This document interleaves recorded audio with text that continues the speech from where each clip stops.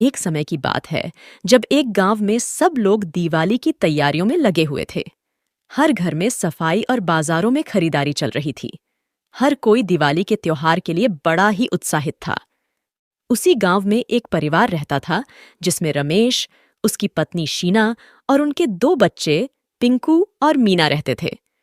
पिंकू और मीना को पटाखे फोड़ने का बड़ा ही शौक था। वो हर साल दिवाली पर अपने पापा से ढेर सारे पटाखे मंगवाते थे। इस साल भी उनको अपने पटाखों का बेसब्री से इंतजार था और अभी तक उनके पापा उनके पटाखे नहीं लाए होते। एक रात रमेश काम से घर लौटता है, तब दोनों बच्चे उसके पास आते हैं और पटाखों की जिद करने लगते हैं। अरे अरे अरे, थोड़ा सब्र रखो। अरे, ऐसा कभी हुआ है क्या कि मैं तुम्हारे लिए पटाखे ना लाऊं? तो फिर तुम दोनों किस बात की चिंता कर रही हो? हाँ, बस पापा, अभी तक हमारे ही पटाखे नहीं आए हैं। अरे इन्होंने पूरा दिन मेरा दिमाग खाया है। अब बस कल जाकर इनको पटाखे दिलाओ। ठीक है, हम कल ही पटाखे लेने जाएंगे। अब खुश? और अगले दिन अपने पापा के साथ पटाखे लेने एक दुकान पर जाते हैं। अरे भैया, मेरे बच्चों को जो पटाखे चाहिए वो दे दो। अंकल, मुझे वो फुलझड़ी और अनार का पैकेट चाहिए।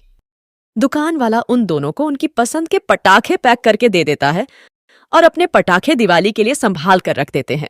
अब रात को पिंकू अपने पटाखे निकालकर उनको देखने लगता है। इस बात पर मीना उस पर गुस्सा करती है। माँ ने मना किया है ना कि पटाखे दिवाली पर ही चलाने हैं। अरे, एक रॉकेट जलाने से कुछ नहीं होगा। प्लीज माँ को मत बताना। चलो ना, छत पे चलती है और एक रॉकेट जलाते हैं। अरे पर माँ को पता लग गया ना तो बहुत डांटेंगी।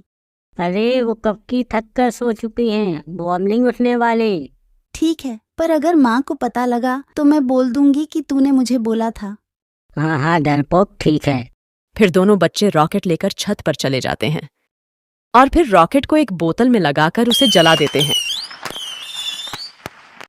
पर उनका रॉकेट सीधा एक पेड़ में जा घुसता है जिस पर एक चुड़ैल मजे से सो रही होती है। रॉकेट बिल्कुल उसके पास आकर फूटता है, जिसकी वजह से वो एकदम डर कर उठ जाती है। अरे, ये क्या है? किसने किया है? मैं अभी बताती।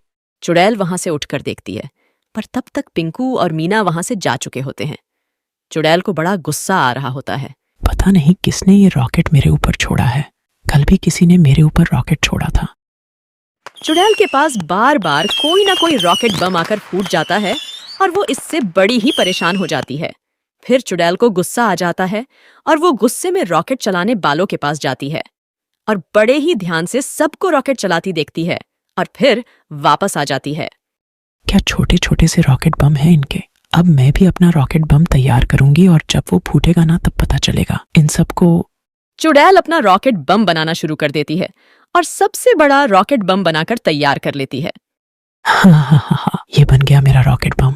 अब बताती हूँ तुम सबको। तुमने मुझे बड़ा परेशान किया, पर अब मेरी बारी है। मेरा ये एक रॉकेट बम तुम्हारे सारे बम पर भारी पड़ेगा। चुड़ैल अपने रॉकेट बम को झाड़ियों में छुपा देती है और दिवाली आने का इंतजार करने लगती है। 2 दिन बाद दिवाली आ जाती है। सब लोग दिवाली की तैयारी में लग जाते हैं। पिंकू और मीना भी सुबह से तैयार होकर घूम रहे होते हैं। पूरा दिन कैसे निकल जाता है पता भी नहीं चलता। शाम को पूजा करके पिंकू और मीना अपने अपने पटाखे लेकर घर के बाहर आ जाते हैं। पिंकू मीना दोनों मिलकर अपने दोस्तों को दिवाली की शुभकामनाएं देते हैं और अपने साथ बाहर बुलाकर लेकर आते हैं। बाकी पड़ोसी भी जब तक अपने अपने पटाखे लेकर बाहर आ जाते हैं, अब सब पटाखे जलाना शुरू करते हैं। पिंकू और मीना भी अपने अपने पटाखे जलाने लगते हैं। सब जगह पटाखों की आवाजें आ रही होती हैं। आसमान रोशनी से जगमगा रहा होता है। हर घर के बाहर दिए और लड़ियां लगी होती है। हर तरफ खुशियां ही खुशियां होती हैं। सब लोग पटाखे जलाने में एकदम मगन होते हैं। दूर से ये सब चुड़ैल बड़े ही ध्यान से देख रही होती है। चलाओ चलाओ और चलाओ। तुम लोग तो ये छोटे मोटे पटाखे चलाकर ही खुश हो रहे हो, और जब मेरा रॉकेट बम चलेगा ना तो पूरी दुनिया देखती रह जाएगी। इतना बड़ा रॉकेट बम तुमने कभी नहीं देखा होगा, और जब ये आसमान में जाकर फूटेगा ना तब पता चलेगा तुमको। चुड़ैल सबके पटाखे खत्म होने का इंतजार करती रहती है। जब सब लोग अपने अपने पटाखे जलाकर खत्म कर लेते हैं और अपने घर वापस जाने लगते हैं, तब चुड़ैल अपना रॉकेट बम लेकर वहां आती है। सब लोग वापस जाते जाते रुक जाते हैं। अरे बाप रे, ये चुड़ैल कहाँ से आ गई? अरे देखो तो इसके पास कितना बड़ा रॉकेट बम है। अरे वाह पापा, मुझे भी इतना बड़ा रॉकेट बम चाहिए। अरे तुम चुप रहो अभी। यहाँ ये चुड़ैल इतना बड़ा रॉकेट बम ले आई है और तुमको अपनी पड़ी है। सब लोग चुड़ैल को देखकर बड़े घबरा जाते हैं और डरने लगते हैं।